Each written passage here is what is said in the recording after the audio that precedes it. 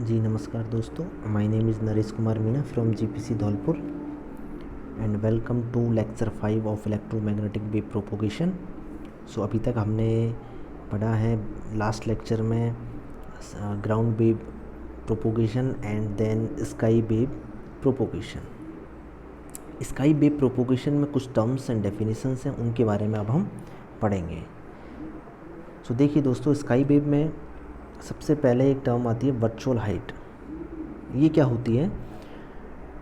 माना कि आपका ये ट्रांसमीटर है, आपने यहाँ से इलेक्ट्रोमैग्नेटिक वेव रेडिएट की और ये वेव जैसे ही आपकी आयनोस्फीयर में पहुँची तो आयनोस्फीयर में ग्रेजुअली बेंड होती जाएंगी धीरे धीरे और डाउनवर्ड अर्थ की तरफ आ जाएगी। ओके, बट ऐसा प्रतीत हो रहा है मानो कि ये वेव हमने यहाँ से भेजी और ये किसी लेयर से रिफ्लेक्ट बैक होके आ गई, ठीक है। बट एक्चुअली प्रोसेस जो हो रहा है रिफ्रैक्शन के कारण जो बेंड आ रहा है, ठीक है, और बेंड के कारण रिटर्न होके वापस आ रही है वेव। मगर अगर हम माना कि कोई पर्टिकुलर हाइट पे कोई लेयर है जिससे रिफ्लेक्ट बैक होके हमारी जो वेव है आ रही है, तो उस लेयर की हाइट को हम बोलेंगे दैट इज़ वर्चुअल हाइट। जबकि एक्चुअल हाइट क्या है दोस्तों? एक्चुअल हाइट है this is your actual height from ground. So ये जो एक इमेजनरी लेयर बनेगी जहाँ से हम कैलकुलेट कर सकते हैं कि हमारा जो, अगर हमें इंसिडेंट एंगल हमें मालूम हो, ठीक है, तो उससे रिफ्लेक्टेड जो वेव का एंगल क्या होगा, कहाँ पे किस स्पॉट पे जाके हमें रिसीव होगी ये वेव, उसका हम मालूम कर सकते हैं। इसका एक एडवांटेज है एक्चुअली, ठीक है। अगर आपको वर्चुअल हाइट मालूम है and your incidence angle actually, ठीक है, जो इंसिडेंस एंगल होगा अगर हमें मालूम है दिस थीटा, तो हमें रिफ्लेक्टेड वेव का जो एंगल है वो भी हमें मालूम चल जाएगा एंड उससे हम इस स्पॉट की जानकारी ले सकते हैं, इसकी लोकेशन फाइंड आउट कर सकते हैं कि हमारी जो वेव है जो हमने ट्रांसमिट की है वो रिफ्लेक्ट बैक होके कहाँ पे आके हमें रिसीव होने वाली है। तो ये एक एडवांटेज हो जाता है यहाँ पे। इसलिए वर्चुअल हाइट का एक रोल है यहाँ पे, एक रोल है कि अगर हमें वर्चुअल हाइट मालूम हो तो हम जो है कि रिसीविंग पॉइंट फाइंड आउट कर सकते हैं। सो देखिए दोस्तों, I have noted down some points about this. If virtual height is known, ठीक है, this is actually non.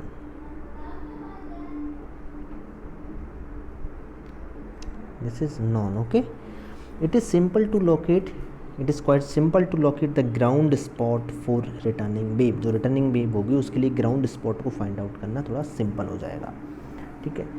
And virtual height is always greater then actual height, ये तो हमें पता चल ही रहा है, ठीक है। ये तो है आपकी एक्चुअल हाइट, ठीक है, एंड योर वर्चुअल हाइट यहाँ से लेकर के यहाँ तक है। सो क्लियरली ये तो क्लियर है कि virtual height is always greater than your actual height. Okay, next एक टर्म आती है क्रिटिकल फ्रीक्वेंसी। देखिए क्रिटिकल फ्रीक्वेंसी क्या होती है? It is the highest frequency that will be return down to earth by a given layer of ionosphere after having been incident vertically. देखिए दोस्तों, ये जो क्रिटिकल फ्रीक्वेंसी है आयनोस्फीयर की डिफरेंट लेयर्स के लिए अलग अलग होगी, पहली बात तो ये। और एक पर्टिकुलर लेयर की जो क्रिटिकल फ्रीक्वेंसी वो कितनी होगी ऐसे पता चलेगी कि अगर कोई वेव हम वर्टिकली इंसिडेंट कराते हैं आयनोस्फीयर में, ठीक है, जिसका इंसिडेंट एंगल 0 होगा, मींस वर्टिकली इंसिडेंट होगी वेव, तो क्या वो लेयर उस पर्टिकुलर वेव को रिफ्लेक्ट बैक कर पा रही है या नहीं कर पा रही है। अगर कर पा रही है तो वो कौन सी हाईएस्ट फ्रीक्वेंसी है जिसको एक पर्टिकुलर लेयर वर्टिकली इंसिडेंट होने के बाद भी रिफ्लेक्ट कर देगी या रिटर्न टू अर्थ कर देगी। That frequency is called critical frequency for that particular layer, ठीक है। जैसे जैसे हाइट मीन्स जैसे जैसे आप फ्रीक्वेंसी बढ़ाते जाओगे तो आपकी ज़रूरी नहीं है कि वो सेम लेयर, प्रीवियस जो लेयर हमने ली थी वही लेयर इसको वापस रिफ्लेक्ट बैक करे। हो सकता है इससे नेक्स्ट जो लेयर होगी अपर लेयर वो हायर फ्रीक्वेंसीज़ को और ज़्यादा हायर फ्रीक्वेंसीज़ को रिफ्लेक्ट बैक कर सकती है, उसके लिए क्रिटिकल फ्रीक्वेंसी ज़्यादा होगी। देन नेक्स्ट फ्रीक्वेंसी और बढ़ाते हैं तो उसके लिए नेक्स्ट अपर जो लेयर होगी वो रिफ्लेक्ट बैक कर सकेगी। तो सिर्फ डिफरेंट डिफरेंट लेयर्स के लिए अलग अलग क्रिटिकल फ्रीक्वेंसीज होती हैं। देखिए जैसे सबसे पहले मैंने यहाँ पे कुछ क्रिटिकल फ्रीक्वेंसीज़ के बारे में बताया है। डी लेयर के लिए क्रिटिकल फ्रीक्वेंसी होती है 100 किलोहर्ट्ज़, ठीक है। मींस 100 किलोहर्ट्ज़ तक का सिग्नल, 100 किलोहर्ट्ज़ फ्रीक्वेंसी की इलेक्ट्रोमैग्नेटिक वेव अगर आप आयनोस्फीयर पे वर्टिकली इंसिडेंट करते हो तो डी लेयर जो है कि आपको रिफ्लेक्ट बैक कर देगी इस सिग्नल को, ठीक है। और 100 किलोहर्ट्ज़ से ज़्यादा का सिग्नल है like 3 megahertz to 5 megahertz E layer के लिए, तो 3 मेगाहर्ट्ज़ का सिग्नल अगर आप भेज रहे हो वर्टिकली इंसिडेंट करा रहे हो तो डी लेयर इसको रिफ्लेक्ट बैक नहीं कर पाएगा। डी लेयर से ये पेनिट्रेट करके चली जाएगी अपर पोर्शन में, ई लेयर में चली जाएगी और ई लेयर में जा कर के ये रिफ्लेक्ट बैक हो जाएगी, ठीक है। 3 से 5 मेगाहर्ट्ज़ तक की फ्रीक्वेंसीज़ को जो है कि ई लेयर रिफ्लेक्ट कर देगी। देन F1 लेयर आती है, उसके लिए 5 मेगाहर्ट्ज़ टू 7 मेगाहर्ट्ज़ तक के सिग्नल को ये रिफ्लेक्ट कर सकती है। रिफ्लेक्ट का मतलब वही पूरा प्रोसेस होगा, रिफ्रैक्शन का पूरा प्रोसेस होगा जिसमें जो आपकी वेव ग्रेजुअली बेंड होगी और बेंड होकर के रिटर्न हो जाएगी अर्थ पे। तो इस पूरे प्रोसेस को मैं रिफ्लेक्शन बोल रहा हूँ एक तरीके से, ठीक है। बट रिफ्लेक्शन का मतलब जो ऑप्टिकल रिफ्लेक्शन होता है या किसी पर्टिकुलर लेयर से डायरेक्ट रिफ्लेक्शन, वो सब नहीं होता है। सो यहाँ पे जो रिफ्लेक्शन जो शब्द यूज किया है इसको आप समझने का मतलब उसी तरह समझें कि जिस तरीके से रिफ्रैक्शन के कारण जो वेव में बेंड आ रहा था वो बेंड के कारण वो डाउनवर्ड चली जा रही थी, वो प्रोसेस हो रहा है actually. So F1 5 to 7 megahertz, then F2 layer 5 to 12 megahertz, ठीक है। ये सारी फ्रीक्वेंसी तब हैं जैसे F2 लेयर में 5 to 12 मेगाहर्ट्ज़ मीन्स हमने अगर 12 मेगाहर्ट्ज़ की फ्रीक्वेंसी का सिग्नल लिया है और उसको आयनोस्फीयर पे वर्टिकली इंसिडेंट करा रहे हैं तो डी लेयर, ई लेयर और F1 लेयर तीनों इसको बेंड मीन्स बेंड करेंगी मगर रिफ्लेक्ट बैक नहीं कर पाएंगी, ठीक है। इफ़ेक्ट तो सारी लेयर्स डालेंगी, ऐसा नहीं है कि बिल्कुल इफ़ेक्ट्स नहीं डालेंगी, इफ़ेक्ट डालेंगी, वो बेंड करेंगी मगर रिफ्लेक्ट बैक नहीं कर पाएंगी। So 12 megahertz is the highest frequency that can be used for sky wave communication if you are taking the incident angle 0। Means अगर आपको वर्टिकली इंसिडेंट करानी है वेव तो आप 12 मेगाहर्ट्ज़ तक की फ्रीक्वेंसी ही यूज़ कर सकते हो स्काई वेव प्रोपोगेशन में, ठीक है। ओके, देन नेक्स्ट देखिए क्रिटिकल फ्रीक्वेंसी का एक फॉर्मूला मैंने लिखा है that is FC = 9√n max। n max is nothing but your ionization density, maximum ionization density of that particular layer, and it is calculated in number of ions per unit wavelength. So n max की value different layers के लिए different होती है, ठीक है। D layer के लिए अलग होगी तो FC भी अलग होगी उसके लिए, ई लेयर के लिए अलग होती है। बीच नंबर ऑफ आयंस तो अलग अलग होते हैं हर लेयर में, ठीक है। आयनाइजेशन डेंसिटी अलग अलग होती है हर लेयर की, इसलिए हमारा n max की वैल्यू अलग अलग होगी हर लेयर के लिए। और ये टाइम पे भी डिपेंड करता है, मीन्स डे टाइम में जो है कि n max की वैल्यू ज़्यादा होगी, नाइट टाइम में कम होगी। डी और ई लेयर में तो ऑलमोस्ट ख़त्म हो जाती है, डी और ई लेयर में आयनाइजेशन डेंसिटी डिसअपियर हो जाती है, तो नाइट टाइम में उनकी क्रिटिकल फ्रीक्वेंसी काम ही नहीं करेगी, उस फ्रीक्वेंसी के सिग्नल को वो रिफ्लेक्ट बैक ही नहीं कर पाएंगे, ठीक है। तो ये चीज़ अभी ध्यान में रखेंगे। यहाँ पे मैंने डायग्राम बनाया है जैसे, ठीक है। जैसे माना कि ये आपका आयनोस्फीयर है, ठीक है, ये आपका आयनोस्फीयर है। आपने एक पर्टिकुलर क्रिटिकल फ्रीक्वेंसी ली, जैसे डी लेयर के लिए मान ले, अगर माना कि सबसे लोएस्ट डी लेयर है, ठीक है, तो डी लेयर के लिए हमने इसकी critical frequency up to 100 kilohertz, तो अप टू 100 किलोहर्ट्ज़ माना कि 100 किलोहर्ट्ज़ FC1, ठीक है, तो ये डी लेयर से ही रिफ्लेक्ट बैक होकर आ जाएगी, ठीक है। इसी तरीके से आपकी जो उससे ज़्यादा फ्रीक्वेंसी अगर लेंगे तो वो ई लेयर से आ जाएगी, इसी तरीके से F1 लेयर से आ जाएगी और भी नेक्स्ट F2 लेयर पे पहुंच जाएगी। तो ये अलग अलग फ्रीक्वेंसी, जैसे जैसे फ्रीक्वेंसी बढ़ाओगे आपका सिग्नल आयनोस्फीयर में ज़्यादा पेनिट्रेट करता चला जाएगा। और जैसे ही आपने फ्रीक्वेंसी को लिया,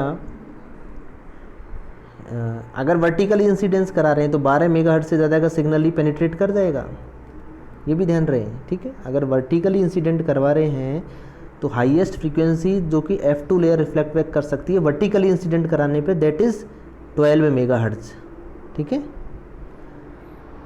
सो इसका मतलब है 12 मेगाहर्ट्ज़ से ज़्यादा की फ्रीक्वेंसी अगर हमने ली और वर्टिकली उसको इंसिडेंट करवा दिया तो वो पार कर जाएगी, वापस नहीं आएगी, ठीक है। मगर 12 मेगाहर्ट्ज़ से ज़्यादा फ्रीक्वेंसीज़ पे भी स्काई वेव प्रोपोगेशन होता है। वो कैसे होता है? अगर हम ऑलरेडी वेव में टिल्ट दे दें, ठीक है। इसका मतलब है कुछ इंसिडेंट एंगल ज़ीरो के अलावा उसको हम बढ़ा दें। कहने का मतलब कि इंसिडेंट एंगल अगर हम यहाँ से, जैसे ये आपका ट्रांसमीटर है तो यहाँ से हम इस तरीके से दे दें, इंसिडेंट एंगल ये हो जाएगा आपका थीटा आई, ठीक है। और ये वापस टिल्ट होकर के आ जाएगी। तो अगर आपने थीटा आई को ज़ीरो के अलावा कुछ और रखा है, then it will come back. तो देखिए, और इंसिडेंट एंगल देने के बाद भी कुछ लिमिटेशंस आएंगी, मगर क्रिटिकल फ्रीक्वेंसी ज़्यादा फ्रीक्वेंसी हम यूज कर सकते हैं। और कितनी ज़्यादा यूज कर सकते हैं वो बताएगा आपका मैक्सिमम यूजेबल फ्रीक्वेंसी। सो अब हम पढ़ेंगे नेक्स्ट मैक्सिमम यूजेबल फ्रीक्वेंसी क्या होती है। देखिए, MUF maximum usable frequency is the highest frequency that can be use to provide sky wave communication between two given points on earth by given layer, ठीक है। ये टू दो बार लिख दिया मैंने। कहने का मतलब है अर्थ पे 2 पॉइंट्स हैं, ठीक है। ये अर्थ है आपकी, ठीक है। यहाँ पे एक पॉइंट यहाँ है, एक पॉइंट यहाँ है। ये ट्रांसमीटर होगा यहाँ पे रिसीवर है माना कि, और ये मुझे जो है कि आयनोस्फीयर से कम्युनिकेशन कराना है। तो यहाँ से मैं वेव को भेजूँगा और ये रिफ्लेक्ट बैक होके आएगी एंड देन ये रिसीवर पे पहुँचेगी। तो ये दोनों पॉइंट्स के बीच में मैं हाईएस्ट फ्रीक्वेंसी कितनी यूज़ कर सकता हूँ। अभी जो इंसिडेंट एंगल है दैट इज़ नॉट ज़ीरो, अभी तो थीटा आई है, ठीक है। सो हाईएस्ट फ्रीक्वेंसी अब मैं कितनी यूज कर सकता हूँ इस सिग्नल में, that highest frequency is called maximum usable frequency, ठीक है। अगर पॉइंट फिक्स कर दिए हैं मैंने अर्थ पे। मैक्सिमम यूजेबल फ्रीक्वेंसी का जो है कि क्रिटिकल फ्रीक्वेंसी के साथ क्या रिलेशन होता है दोस्तों, MUF equal to critical frequency upon cos theta I, where theta I is what, angle of incidence. तो कह सकते हैं MUF equal to FC sec theta I, ठीक है। ये फॉर्मूला आपको याद होना चाहिए। और हम जानते हैं कि सेक थीटा की वैल्यू 1 to इन्फिनिटी वेरी करती है, ठीक है। तो मिनिमम 1 भी होगी थीटा आई की वैल्यू, सॉरी सेक थीटा की वैल्यू मिनिमम 1 भी होगी। तो MUF इक्वल टू FC हो जाएगा। सो MUF इज जनरली क्या होता है, MUF is greater than FC, means critical frequency से ज़्यादा होती है मैक्सिमम यूजेबल फ्रीक्वेंसी हमेशा। एंड इसका फॉर्मूला जो है कि हमारा दूसरा फार्मूला भी है, MUF equal to FC √1 + d/2h का whole square. This here d is the distance between 2 points and h is the height of layer. Layer की हाइट क्या है, that height actually. So this formula also we can remember. Here d is what, distance between 2 points, जो points हमने fix कर दिए हैं। अब देखेंगे उनके बीच में कम्युनिकेशन के लिए हाईएस्ट फ्रीक्वेंसी क्या होगी, that is MUF and h is the height of layer, ठीक है।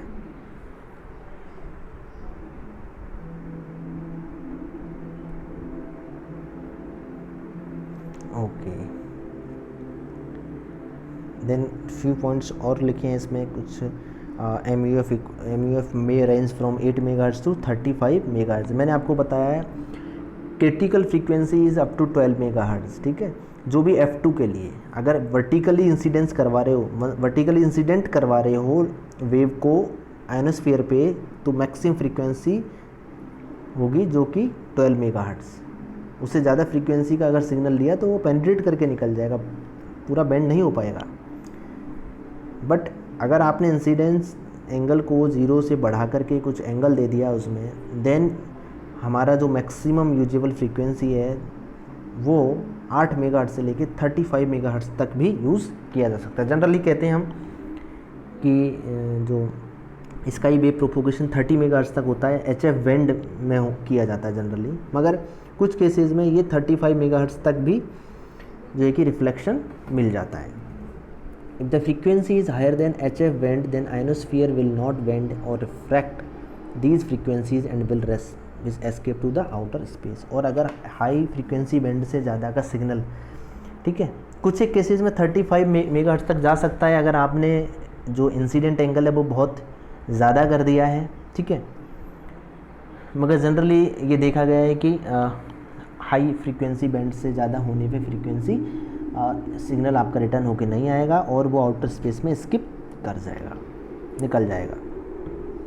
ओके, देन एक नेक्स्ट टर्म आती है इसमें, स्किप डिस्टेंस।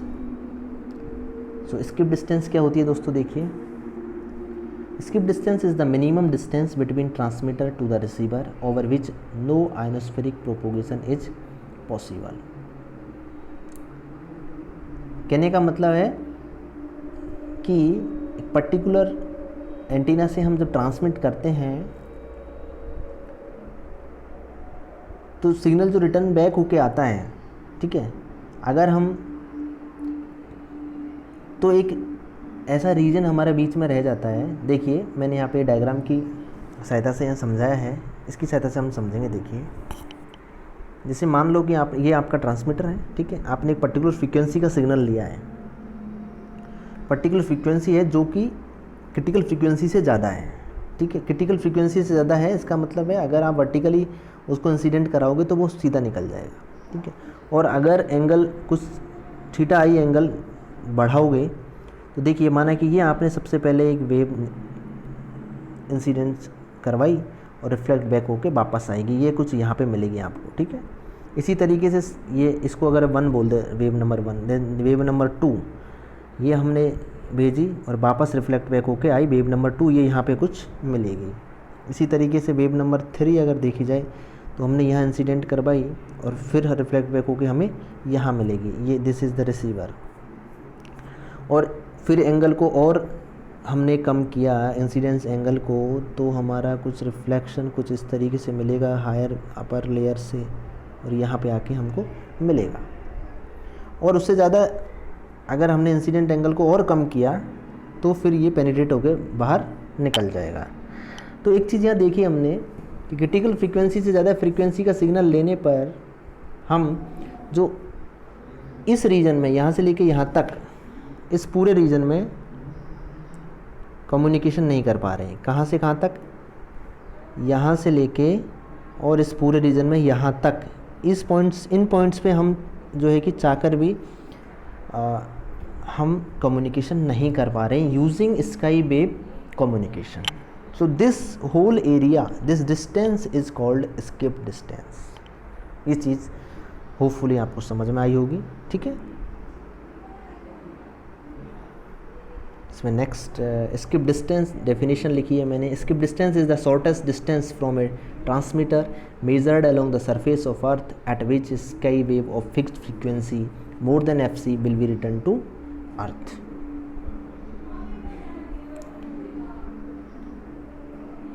और इट इज सीन, ये देखा गया है कि frequency which makes a given distance corresponds to skip distance is the MUF for that pair of points, ठीक है। जिन पॉइंट्स के बीच में हम कम्युनिकेशन नहीं कर पा रहे थे, तो उन पॉइंट्स के बीच में जो फ्रीक्वेंसी जो यूज़ हम करने वाले हैं, तो वो communication MUF maximum usual frequency के द्वारा ही पॉसिबल हो पा रहा था। This also we need to remember. कहने का मतलब है कि ये वाला जो कम्युनिकेशन हुआ सबसे मिनिमम डिस्टेंस पे, this is called maximum usable frequency. ये किसकी सहायता से हमें मिलेगा, मैक्सिमम यूजेबल फ्रीक्वेंसी की मदद से।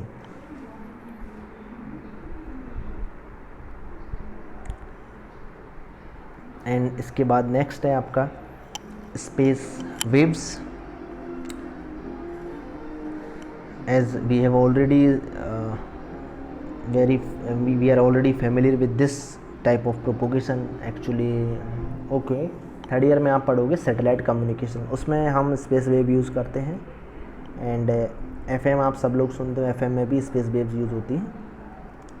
तो देखिए स्पेस वेव्स में कौन कौन सी फ्रीक्वेंसी यूज होती हैं। Very high frequency, ultra high frequency and microwaves propagates through space, ये फ्रीक्वेंसी बैंड्स यूज होते हैं। कहने का मतलब हाई फ्रीक्वेंसी से अपर जो भी फ्रीक्वेंसीज हैं वो सारी इसमें आ जाती हैं।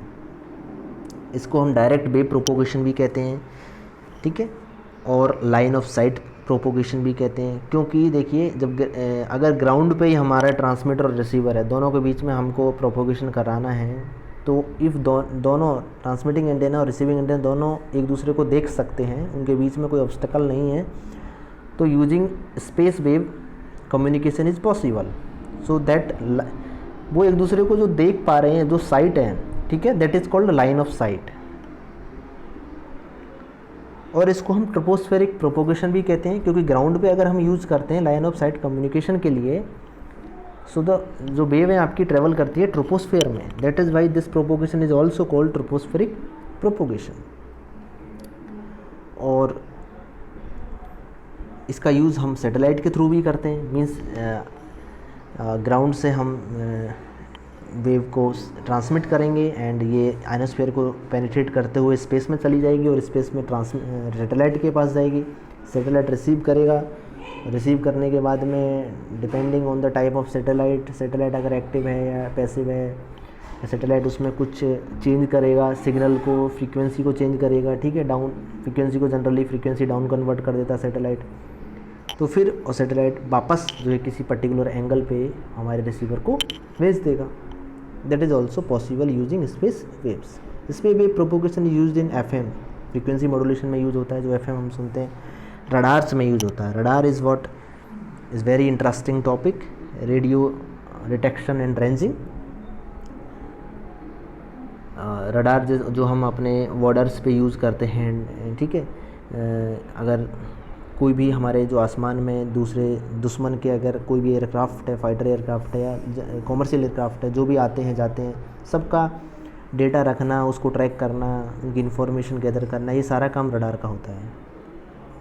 ग्राउंड रडार्स भी होते हैं जो ग्राउंड पे भी देख सकते हैं कि ग्राउंड पे कोई हलचल तो नहीं है, ठीक है, स्काई में कोई भी हलचल है तो उसको भी ट्रैक कर सकते हैं। सैटेलाइट कम्युनिकेशन में इसको यूज़ किया जाता है एंड सेलुलर कम्युनिकेशन, जो फ़ोन में भी इसको यूज़ किया जाता है, सेल फोन्स में। ओके, नेक्स्ट पॉइंट है space waves travel in a straight line. इनकी एक खासियत है कि स्ट्रेट लाइन में ट्रेवल करती हैं, ठीक है। इन पे जो एनवायरनमेंट के इफ़ेक्ट्स हैं वो बहुत कम होते हैं एक्चुअली, ठीक है। स्ट्रेट लाइन में मीन्स फ्रीक्वेंसी बढ़ाने पे एब्जॉर्प्शन तो बढ़ जाता है, means your humidity will affect more actually,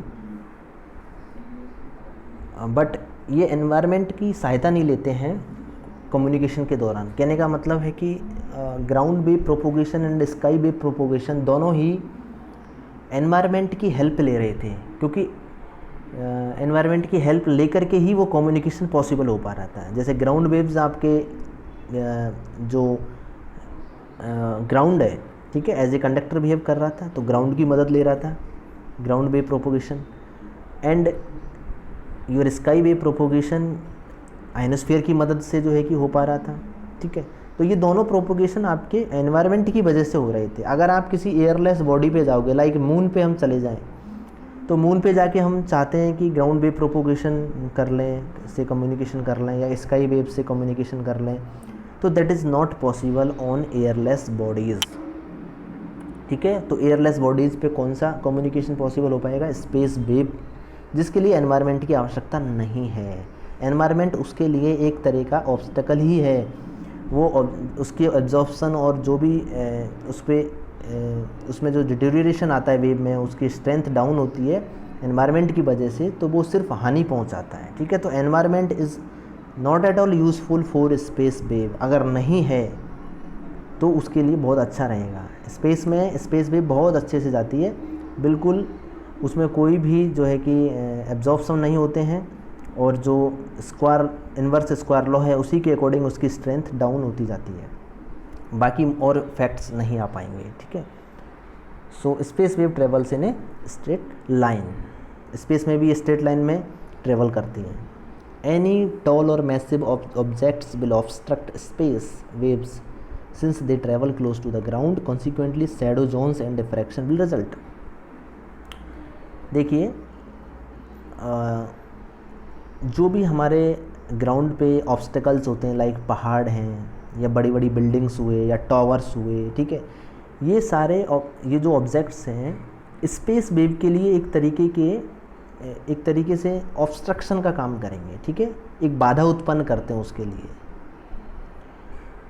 because आपकी जो स्पेस वेव होती है ये ग्राउंड के नज़दीक ही ट्रेवल करती है अगर आप इसे ग्राउंड पे यूज़ कर रहे हो तब, ठीक है। सैटेलाइट कम्युनिकेशन में ये प्रॉब्लम नहीं आएगी, बिकॉज सैटेलाइट में कम्युनिकेशन में तो हम अपनी वेव को कहाँ भेज रहे हैं, स्पेस में, तो बीच में कोई बिल्डिंग और पहाड़ आने का चांसेस ही नहीं है।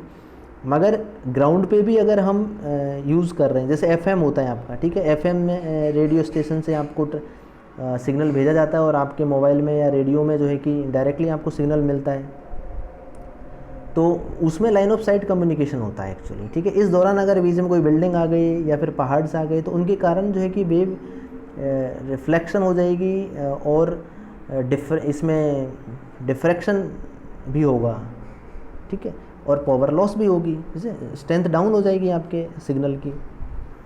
तो ये सारे इफ़ेक्ट्स इसमें देखने को मिलते हैं। अब देखिए दोस्तों, लाइन ऑफ साइट कम्युनिकेशन में क्या होता है, इसमें अगर हम चाहते हैं कि डिस्टेंस हम फाइंड आउट करें तो कैलकुलेशन किस तरीके से करेंगे। देखिए, माना कि ये आपकी अर्थ है, ठीक है, और ये ट्रांसमिटिंग एंटेना है, this is your transmitting antenna and this is your receiving antenna. Transmitting antenna की जो हाइट है दैट इज़ ST, ठीक है, एंड रिसीविंग एंटेना की हाइट है HR, ठीक है। दिस इज़ अर्थ सेंटर, और अर्थ सेंटर से जो ये जो है इसकी रेडियस, ठीक है, ये रेडियस होगी, ये भी रेडियस होगी एंड ये भी रेडियस होगी। और देखिए दोस्तों, तो जब दोनों एंटेना एक दूसरे को, देखिए मैक्सिमम कितनी डिस्टेंस हो सकती है एक्चुअली, ठीक है, दोनों एक दूसरे को देखने चाहिए, पहली बात तो ये भी होना चाहिए, ठीक है। एक दूसरे को देख नहीं पा रहे हैं अगर, ठीक है, तो कम्युनिकेशन पॉसिबल नहीं हो पाएगा, ठीक है।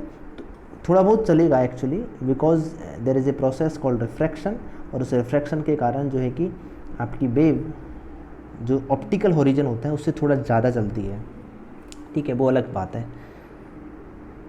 तो यहाँ कैलकुलेशन के लिए देखिए, हमको D1 + D2 दोनों निकालना है कि जो ये डिस्टेंस है, ठीक है, ये डिस्टेंस है LOS distance, line of site distance, ये हमें कैलकुलेट करनी है।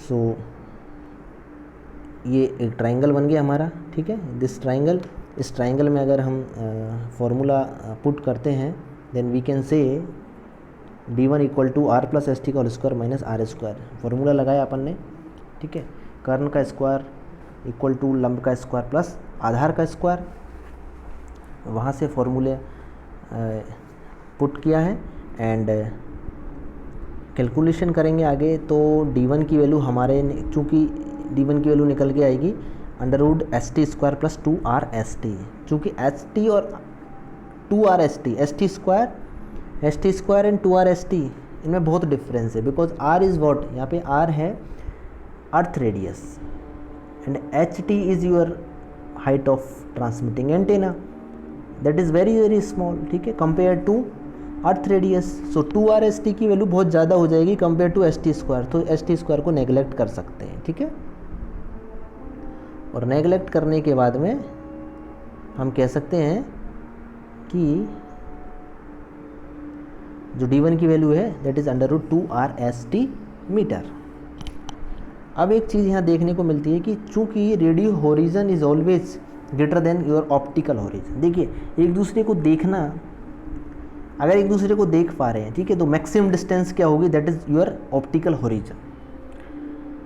मगर जो रेडियो हॉरिजन है, मींस स्पेस वेव के थ्रू जो कम्युनिकेशन हो रहा है, लाइन ऑफ साइट कम्युनिकेशन, इसमें जो एक दूसरे को अगर एंटेना देख भी नहीं पा रहे हैं तो भी थोड़ी और दूरी तक कम्युनिकेशन पॉसिबल है। That is why because of the bending of electromagnetic wave due to refraction, ठीक है। सो इस इफेक्ट को कंसिडर करने के लिए LOS डिस्टेंस में इसको इस इफेक्ट को लाने के लिए हमने जो अर्थ की जो रेडियस है, इफेक्टिव रेडियस, उसको हम यहाँ कंसिडर करेंगे 4/3R, ठीक है, थोड़ी ज़्यादा ली है actually because of this refraction, ठीक है, तो आपकी वेव थोड़ी ज़्यादा ट्रेवल करेगी। सो यहाँ पे एक चीज़ ये इम्पोर्टेंट है, ये नोट डाउन करेंगे कि इफेक्टिव रेडियस को हमने लिया है 4/3R। उसके बाद जो D1 का जो फॉर्मूला था एक्चुअली √2STR, तो R की जगह हम RE पुट करेंगे, इफेक्टिव रेडियस, ठीक है, और उसकी जगह पुट करेंगे 4/3R, ओके। देन कैलकुलेशन करेंगे आगे। आर की वैल्यू हम पुट किए हैं 6370 किलोमीटर, तो 6370 इंटू 10⁻³ और उसको आगे सॉल्व किए हैं इस तरीके से। तो फाइनली हमें मिला √17 ST इंटू 10⁻³ तो D1 को हमने किलोमीटर में चेंज कर दिया यहाँ पे और फॉर्मूला निकल के आ गया 4.123 √HT kilometer, where ST is in meter. इसी सिमिलरली हम D2 भी निकाल सकते हैं दूसरे ट्राइंगुलर में फॉर्मूला पुट करके, दैट विल ऑल्सो भी 4.123 √HR किलोमीटर और HR will be in meter. So D1 और D2 हम दोनों फाइंड आउट कर चुके हैं। So LOS distance will be D equal to D1 plus D2। So D की वैल्यू निकाली हमने is around 4.123 √ST plus √HR। So इसको हमने लगभग बराबर लिख दिया है, 4.123 को 4 यहाँ पे कंसिडर कर लिया है। So this formula you need to remember actually, ठीक है। किसी बुक में आप देखोगे तो आपको ये वाला फार्मूला मिलेगा कि LOS डिस्टेंस कैलकुलेशन के लिए फार्मूला क्या होता है, that is 4 into √ST plus √HR kilometre में, ठीक है। यहाँ पे D जो निकल के आएगी line of site that is in kilometre और जो ST और HR है दैट इज़ इन मीटर, ये आपको याद रखना है। सो यहाँ पे मैंने एक एग्जांपल लिया है, माना है कि ST is 100 meter and HR is also 100 meter, then LOS will be फॉर्मूले में पुट करेंगे and then LOS is around 80 kilometer. अगर आपका ट्रांसमिटिंग एंटेना 100 मीटर का है और रिसीविंग एंटेना 100 मीटर का है, ठीक है, और स्पेस वेव आप यूज़ करते हो तो जो लाइन ऑफ साइट होगी दैट इज़ मैक्सिमम कितनी हो सकती है, 80 किलोमीटर तक आप कम्युनिकेशन कर सकते हो। इसका मतलब है FM रेडियो जो होता है, FM का एंटीना आपने कहीं टावर पे लगाया है, ठीक है, तो यह देखिए दूसरा एग्जांपल मैंने यहाँ लिया है, इसको आप देखिए, ठीक है। सेलुलर कम्युनिकेशन में जैसे माना है कि किसी टावर से आपके फ़ोन तक सिग्नल आ रहा है, ठीक है, स्पेस वेव के थ्रू, और ट्रांसमिटिंग एंटेना की हाइट है 25 मीटर एंड जो रिसीविंग एंटेना आप तो ग्राउंड पे ही है तो उसको हम 0 कह सकते हैं, तो उस टावर के थ्रू कितना एरिया कवर होगा, सो LOS डिस्टेंस होगी उसकी 20 किलोमीटर। इसका मतलब है 25 मीटर एंटेना 20 किलोमीटर तक का एरिया कवरेज करेगा, जिस भी पर्टिकुलर डायरेक्शन में वो रेडिएट कर रहा है उस डायरेक्शन में, ठीक है। तो एक पर्टिकुलर डायरेक्शन मान लो आपकी एंटेना की बीम विड्थ मान लेते हैं 90 डिग्री, ठीक है।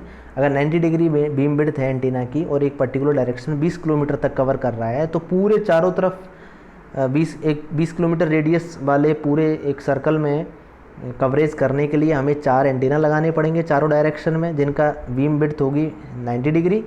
सो 360 एंगल पे कवरेज करेंगे और 20 किलोमीटर तक का एरिया एक पूरे सर्कल जो है कि कवर हो जाएगा। तो इस तरीके से जो है कि सेलुलर कम्युनिकेशन भी पॉसिबल है with by using space wave. So thank you very much for watching.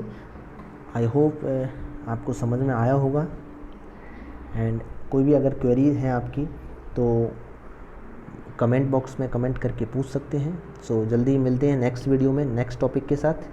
Thank you very much.